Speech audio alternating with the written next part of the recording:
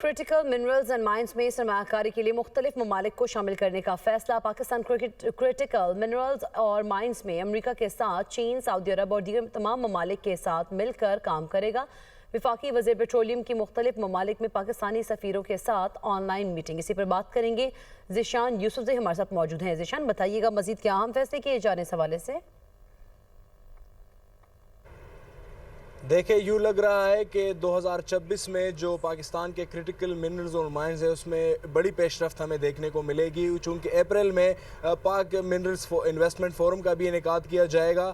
तो इसी सिलसिले में वफाकी वज़ीर पेट्रोलियम की दुनिया के मुख्तलिफ सफ़ीरों से ऑनलाइन मीटिंग भी हुई है और जब उनसे हमारी बातचीत हुई तो उन्होंने दुनिया टीवी को बताया कि ये ज़रूरी नहीं है कि कोई मुल्क छोटा है या बड़ा है, लेकिन ज़रूरी बात यह है कि कौन सा मुल्क पाकिस्तान को फ़ायदा देगा। तो हम दुनिया के उन तमाम ममालिक को इसमें शामिल करेंगे जो यहाँ पर इन्वेस्टमेंट कर सकते हैं और हमारे साथ एक अच्छी शराकतदारी कर सकते हैं। इसके अलावा इसी ही महीने जो है वो रियाज़ में एक इन्वेस्टमेंट फोरम है जिसमें पाकिस्तान शिरकत करेगा और पाकिस्तान की 13 सरकारी व निजी कंपनियाँ जो है मिनरल्स की वो इस फोरम में शरीक होगी, जिसकी और पाकिस्तान की नुमाइंदगी जो है वो अली परवेज़ मलिक करेंगे।